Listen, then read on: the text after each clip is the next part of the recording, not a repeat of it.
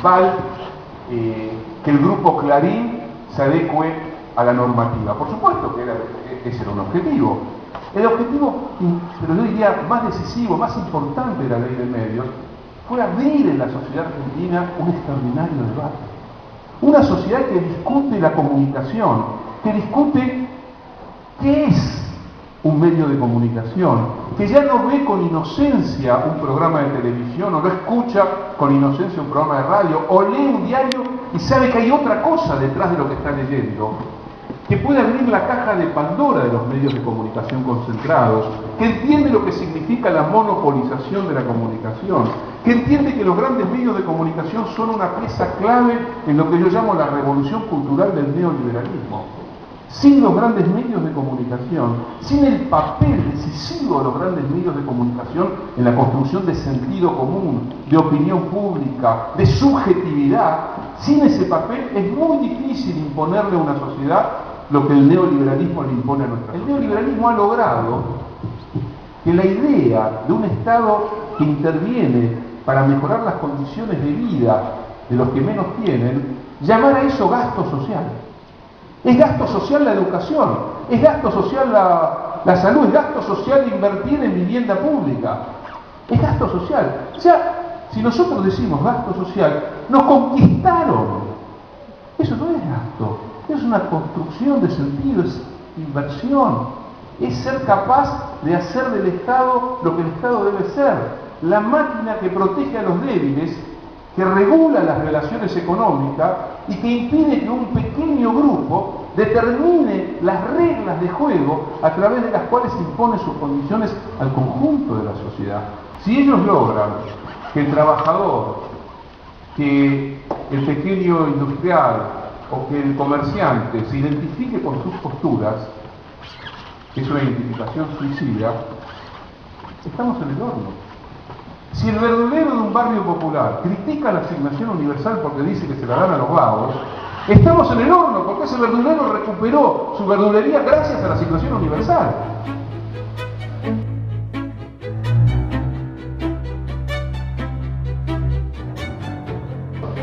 En estos 10 años, el Estado Nacional, en sus diversas agencias, ministerios y demás, compró más libros que a lo largo de toda la historia argentina desde 1810 hasta 2003. ¿Escuchan lo que estoy diciendo? Desde 1800, si ustedes suman todos los libros comprados por todos los gobiernos de 1810 al 2003, la cantidad es mucho menor a la que compró el gobierno nacional a lo largo de 10 años.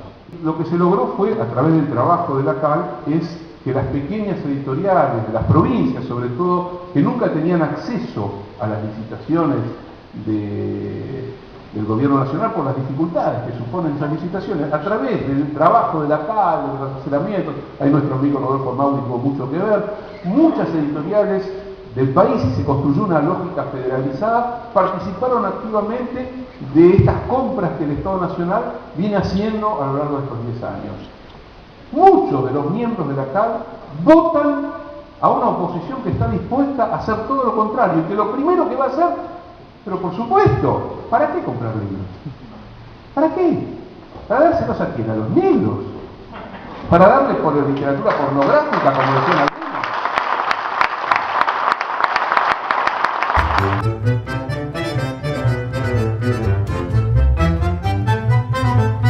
Contarme una historia. Soy profesor universitario desde 1984. Desde el momento que la universidad pública volvió a vivir la experiencia de la democracia, entré en la universidad. Vi todo el proceso de desinversión, de destrucción del salario, de las famosas cifras no remunerativas. Durante todo el gobierno de Alfonsín, cada vez más la parte fundamental del sueldo eran ítems agregados que no entraban ni en la jubilación ni en la antigüedad, y literalmente el salario se iba cayendo a pedazos mientras se avanzaba en un sistemático proceso de desinversión educativa. Ni hablar en la famosa década del 90, ¿se acuerdan de Cavallo diciéndole a una científica que se vaya a lavar los platos? El CONICET languidecía, se moría, las universidades públicas no tenían recursos, los salarios no permitían vivir, y uno tenía que hacer muchísimas otras cosas, aparte de ser profesor universitario. Yo no voy a decir que estemos en el mejor de los mundos con los salarios docentes, pero ha habido un salto cualitativo y cuantitativo desde la docencia primaria hasta la docencia universitaria. Y en la docencia universitaria hay que agregarle la inversión en investigación, la creación del Ministerio de Ciencia y Tecnología. Nosotros nos convertimos en una sociedad que se despreocupó de la educación. Y esto también tenemos que decirlo. A la mayor parte de esta sociedad no le interesaba la educación. La soledad de la carpa blanca de los maestros durante gran parte de la década del 90. ¿A quién le importaba la universidad? ¿Saben lo que significa que se creen universidades en las zonas más pobres del Gran Buenos Aires? Y que después de décadas, de nuevo, primer generación de familias que nunca tuvieron estudiantes universitarios vuelvan a ver a sus hijos entrando en la universidad o lo vean por primera vez.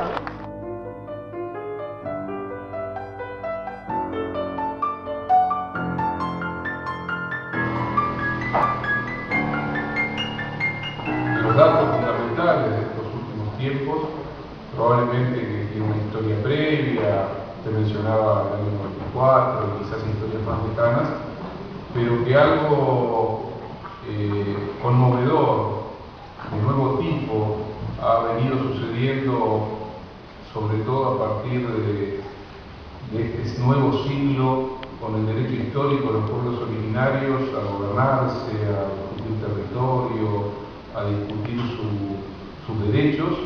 Creo que no cabe la menor duda que muchos de los gobiernos que han llegado, y fundamentalmente lo que significó en el plano del impulso, de lo simbólico y de lo material, la llegada de Evo Morales a la presidencia del país más homogéneamente habitado por pueblos originarios del continente como es Bolivia, marca un antes y un después.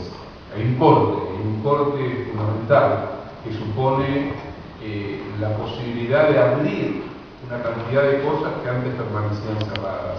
Si hoy la voz de los mapuches, de los guaraníes, de los quechuas, de los aymaras, de los pom se escucha de otra manera, si hay una sociedad o una parte de la sociedad que también está dispuesta a escucharlos de otra manera, es porque también ha sucedido algo fundamental en nuestro país, sobre todo en algunos de estos países donde la presencia de los pueblos es muy significativa. Estoy pensando en Bolivia, también en Ecuador.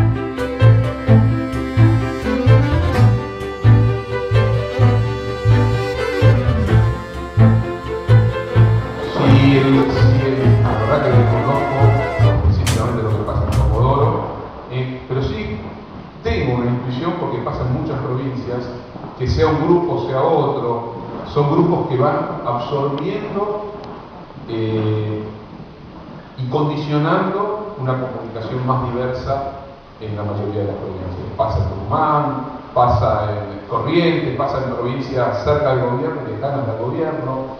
Eso es uno de los temas, yo diría, más complejos, porque en muchos casos incluso no se trata de si están adecuados o no a la ley de medios, se trata de su poder de fuego, su poder de incidencia, su capacidad de fijar agenda y de sostener económicamente medios de comunicación como los suelen sostener. Yo creo que la ley de medios tiene que ser exactamente igual, sea para el grupo Clarín o sea para un grupo que supuestamente es más afín supuestamente al oficialismo. A mí no me importa, la verdad. Yo creo que hay que dar la batalla, hay que criticar y hay que denunciar los actos de censura, ocurran donde ocurran. Me parece que eso es fundamental. El espíritu de la ley no es el reemplazo de un grupo por otro grupo, sino que es la idea de la diversidad, de la federalización, de la multiplicidad. Ese es el espíritu de la ley de medios, que puedan crearse las condiciones, porque también hay un tema. Una ley es una normativa. Después hace falta muchas otras cosas. Entre otras, inversión, capitales, porque si no, no es sencillo. Un grupo económico tiene siempre la fortaleza propia que le permite utilizar sus recursos para su televisión, su radio, lo que fuere. En cambio, quienes son más débiles necesitan otros recursos.